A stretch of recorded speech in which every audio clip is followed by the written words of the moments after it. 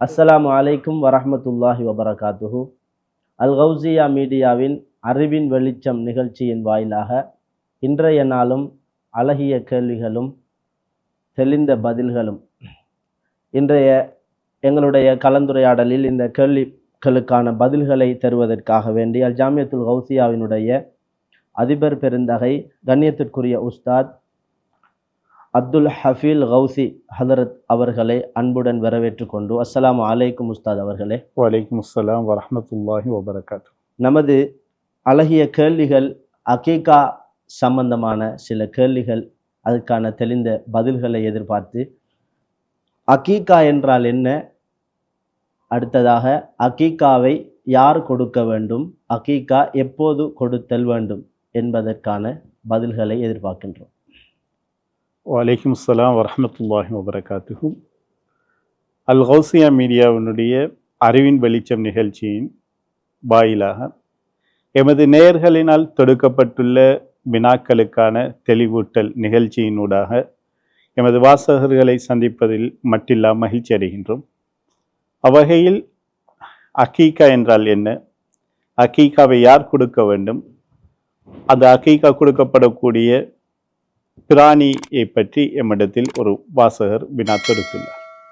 ஆரம்பமாக அகீகா என்பது ஒரு பிள்ளை கிடைத்ததற்காக, பிள்ளை பிறந்து 7வது அன்று நிறைவேற்றப்படக்கூடிய, இறைவனுக்காக அறுத்து பலியிடக்கூடிய ஒரு இபாதத்திற்கு தான் அகீகா என்று சொல்லப்படும்.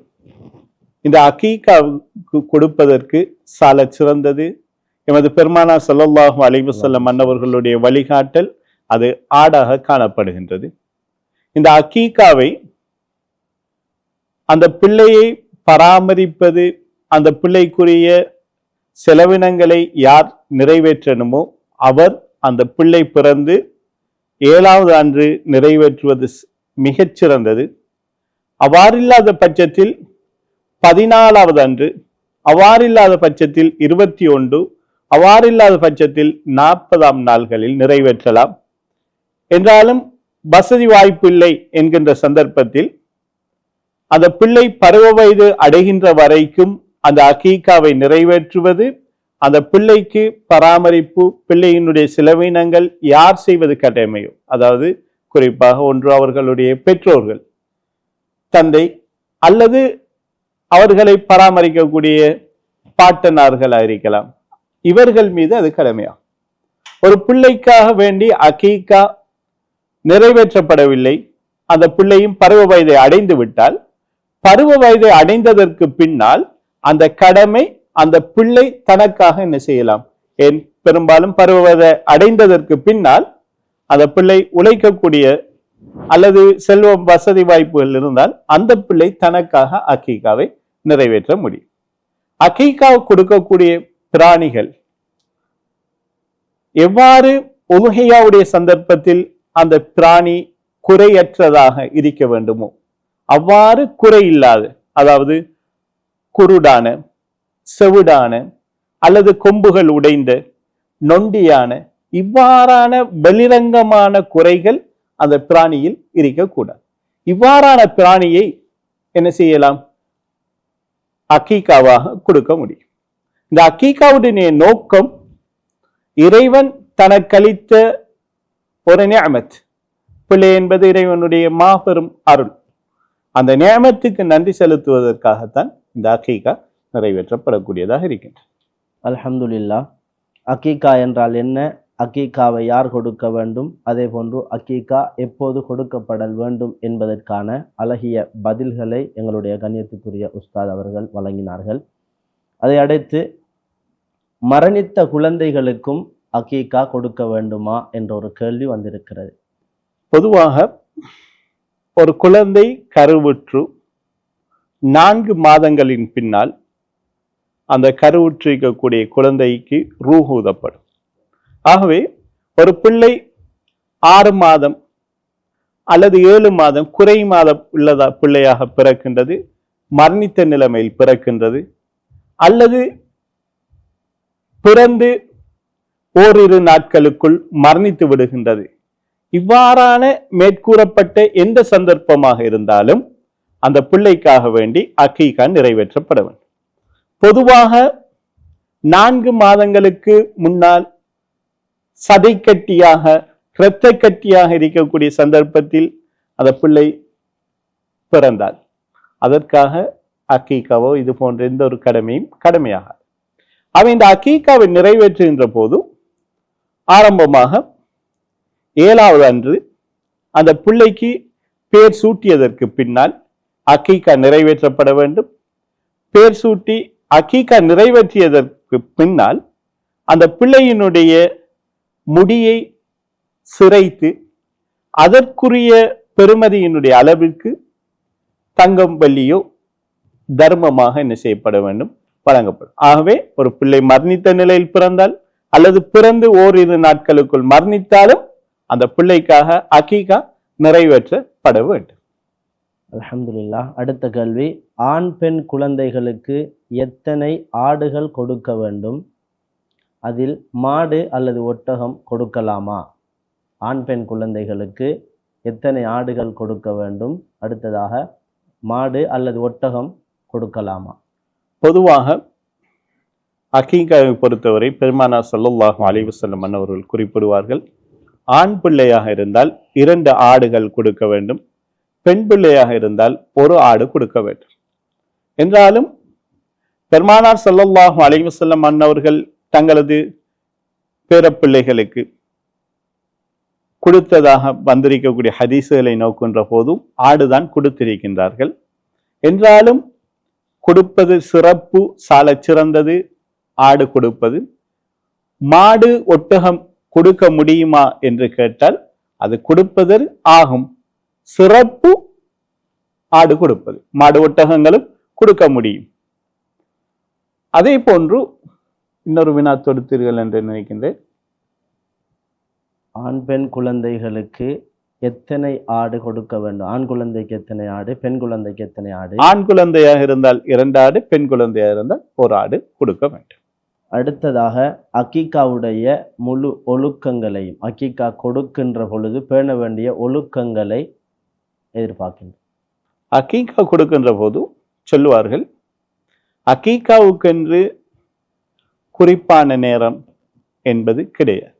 மாறாக ஒரு பிள்ளை பிறந்து 7வது அன்று அக்கீகா கொடுக்கப்பட வேண்டும். அதிலும் மிகச் சிறந்த நேரம் சுபஹுனுடைய நேரம். சுபஹுக்கு பின்னால் அக்கீகாவை என்ன செய்ய வேண்டும், கொடுக்க வேண்டும்.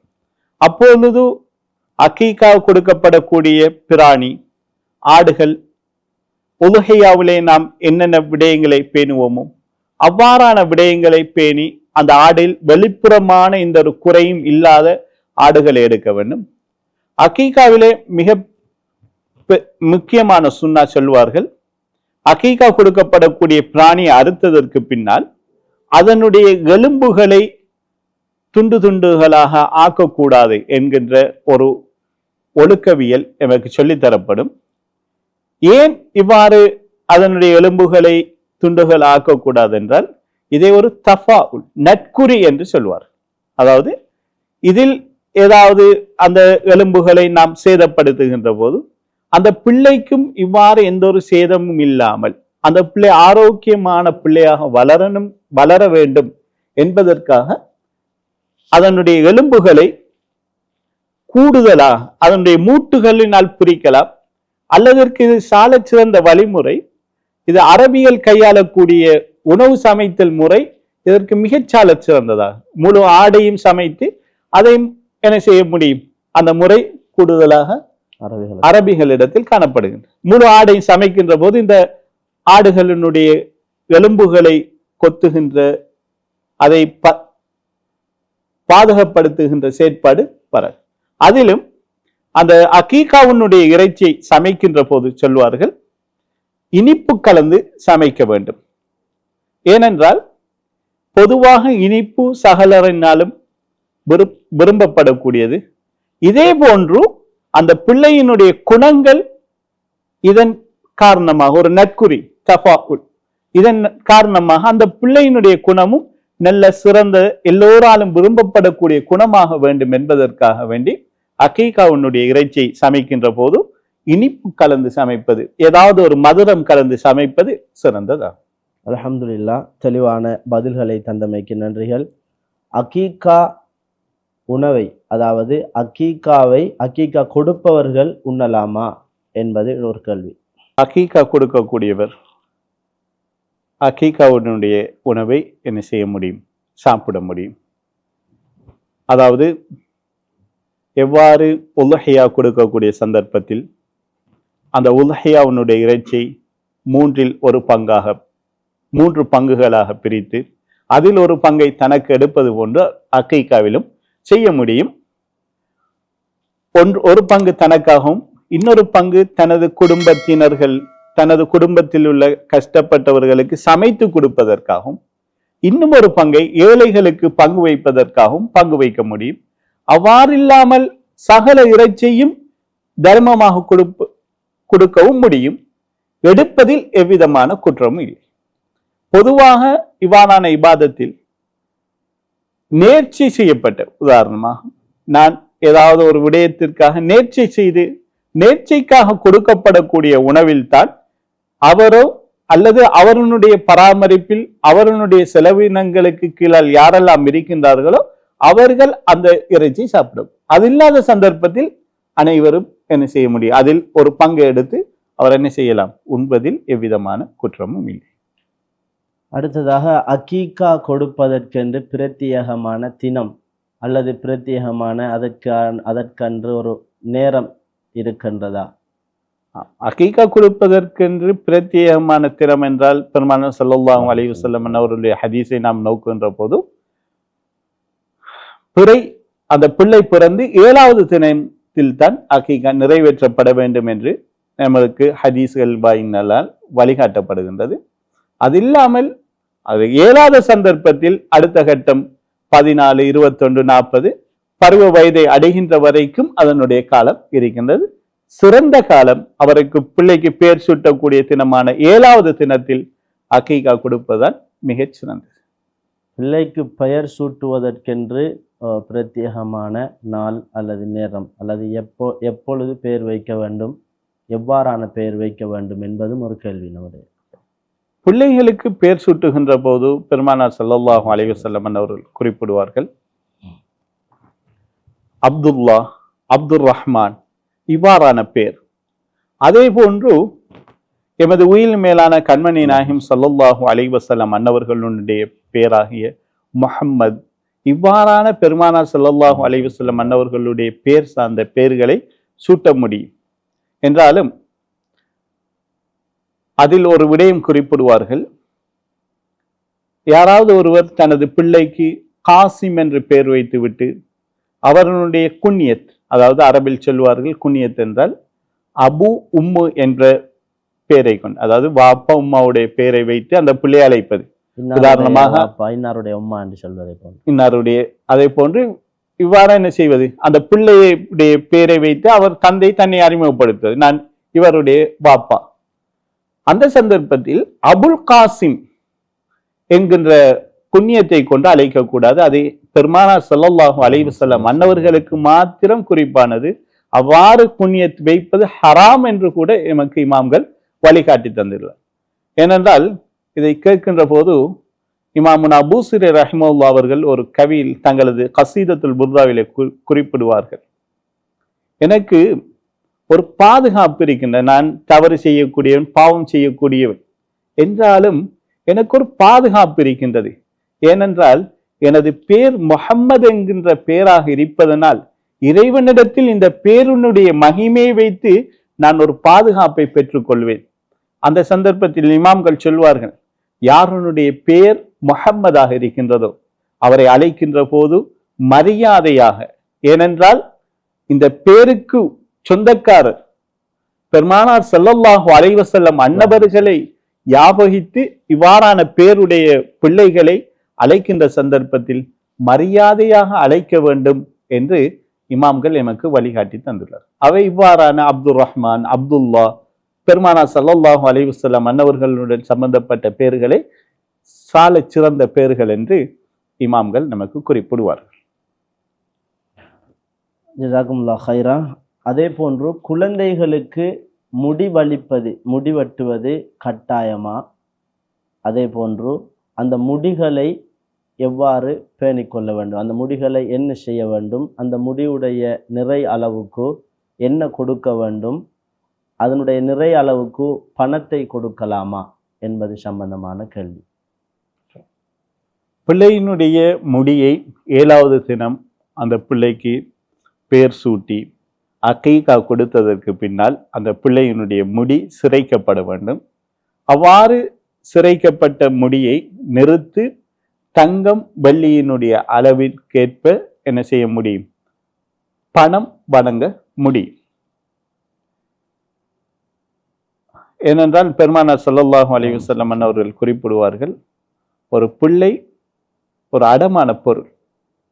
எப்போது அந்த பிள்ளைக்காக அகீகா நிறைவேற்றப்படுகின்றதோ அந்த சந்தர்ப்பத்தில் அந்த பிள்ளை விடுதலை ஆகின்றது என்ற ஒரு ஹதீஸை மேற்கோள் காட்டி சொல்வார். ஆகவே பிள்ளை பிறந்த சந்தர்ப்பத்தில் எவ்வாறு நாம் 7வது அன்று அகீகா கொடுக்கின்றோமோ, பேர் சூட்டுகின்றோமோ, அது போன்று பிள்ளையினுடைய முடியை சிரைத்து விட்டு அதை நிறுத்து தங்கம் அல்லது வெள்ளியினுடைய அளவுக்கு நாம் தர்மம் கொடுக்க வேண்டும். அடுத்ததாக அக்கீகாவுடைய அந்த இறைச்சி, அக்கீகாவுடைய மாமிசத்தை அந்த பங்கீடு செய்வது எப்படி என்கின்ற ஒரு கேள்வி இருக்கிறது. பங்கீடு செய்கின்ற போது முழுமையாகவும் அந்த இறைச்சி தர்மமாக வழங்க முடியும், அல்லது அந்த இறைச்சியை 3 பங்குகளாக பிரித்து தனது குடும்பத்தினருக்கு, தனக்காகவும் ஏழைகளுக்காகவும் என்ன செய்யும் பங்குவிட முடியும். அதிலும் சாலச் சிறந்தது அக்கீகாவினுடைய இறைச்சியை பொறுத்தவரையில் ஆக்கி உணவளிப்பதுதான் சிறந்த வழிமுறையாக இருக்கின்றது. என்றாலும் இவ்வாறான சந்தர்ப்பம் அமையாத சந்தர்ப்பத்தில் இறைச்சியை பச்சையாக, அதாவது ஆக்காமல் மக்களுக்கு என்ன செய்ய முடியும், பச்சையாக விநியோகிப்பதிலும் எவ்விதமான குற்றம் இல்லை. இறுதியாக அக்கீகா கொடுக்கும் பொழுது என்ன கூற வேண்டும்? நல்ல ஒரு வினா. இன்று பலர் அகீகாவுக்கான வினா எமக்கு தொடுக்கப்பட்டிருக்கும்.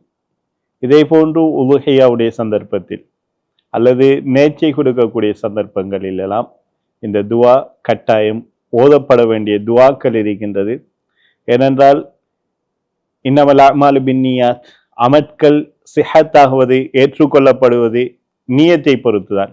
ஆகவே எமது ஷாஃபி மதுஹபினுடைய அடிப்படையில் நியத்து வாயால் மொழிவது சுன்னத்து என்கின்ற அடிப்படையில் அகீகா கொடுக்கக்கூடிய சந்தர்ப்பத்தில் அகீகா கொடுக்கக்கூடிய அந்த பெற்றோர், அந்த அகீகா கொடுக்கக்கூடிய நபர் ஓத வேண்டியது பிஸ்மில்லா வல்லாஹு அக்பர் அல்லாஹும்ம லக்க வ இலைக்க அல்லாஹும்ம ஹாதிஹி அகீகத்து இப்னி முஹம்மது ஹனான் ஃபதகப்பல் மின்னி. இறைவா, அல்லாஹுனுடைய பேரை கொண்டு பிஸ்மில்லா, அல்லாஹு அக்பர், அல்லாஹ்வை புகழ்கின்றோம், அல்லாஹ்வை துதிக்கின்றோம். அல்லாஹும்ம லக்க, இது உனக்கு சொந்தமானது. அல்லாஹும்ம வ இலைக்க, இது உன்னின்பால் தான் கொடுக்கப்படுகின்றது. அல்லாஹும்ம ஹாதிஹி அகீகத்து இப்னி முஹம்மது ஹனான், இது எனது மகன் ஹனானுடைய அகீகா. ஃபதகப்பல் மின்னி, இறைவா இதை என்னிலிருந்து ஒப்புக்கொள்வாயாக. இதே போன்று நான் ஒரு உதாரணத்திற்காகத்தான் ஒரு பேரை சொன்னேன். இதில்லாமல் யாருக்காக நிறைவேற்றுகின்றோம், எமது மகள் அல்லது மகன் அவர்களுடைய பேரை குறிப்பிட்டு இது நான் இவருக்காக கொடுக்கக்கூடிய அகீகா, இறைவா இதை ஒப்புக்கொள்வாயாக என்ற பிரார்த்தனையுடன் நாம் கொடுக்க வேண்டும். இது போன்ற துஆ உலுஹியாவுடைய சந்தர்ப்பத்தில், நேர்ச்சை வைத்து கொடுக்கப்படக்கூடிய சந்தர்ப்பத்தில் இவ்வாறான துஆக்கள் இருக்கின்றது.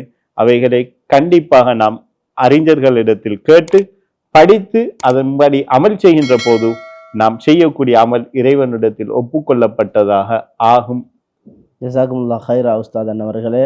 அழகிய கேள்விகளுக்கு தெளிவான பதில்களை வழங்கியிருந்த இவ்வளவு நேரமாக கண்ணியத்திற்குரிய அல் ஜாமியத்துல் கௌசியாவினுடைய அதிபர் பெருந்தகை கண்ணியத்திற்குரிய உஸ்தாத் அப்துல் ஹஃபீல் ஹதரத் அவர்களுக்கு மனமார்ந்த நன்றிகள். அதே போன்று நேர்கள் உங்களுடைய அழகிய கேள்விகளை எம்மோடு மென்மேலும் தொடர்ந்து நீங்கள் கேட்கலாம் இன்ஷா அல்லாஹ், எங்களுடைய தெளிவான பதில்களை எதிர்பார்த்தவர்களாக. அதே போன்று உங்களுடைய கொமெண்ட்ஸுகள் மூலமாக உங்களுடைய கருத்துக்கள், உங்களுடைய அழகிய கேள்விகளை நீங்கள் மேலும் கொமெண்ட்ஸ்கள் மூலமாகவும் கேட்டுக்கொள்ளலாம். இன்ஷா அல்லாஹ் தொடர்ந்தும் இந்த அறிவின் நிகழ்ச்சியின் வாயிலாக நாம் அனைவர்களும் பிரயோஜனம் அடைவதற்கு எல்லாம் வல்ல ரப்புல் ஆலமீன் மென்மேலும் தௌஃபீக்கு செய்வானாக. வாஹ்ரு தஅவானா அனில் ஹம்துலில்லாஹி ரப்பில் ஆலமீன். மீண்டும் ஒரு முறை சந்திக்கும் வரை உங்கள் விட்டும் விடைபெறுகின்றேன். ஏஎம் அஸ்வான் அல் கௌசி. அஸ்ஸலாமு அலைக்கும்.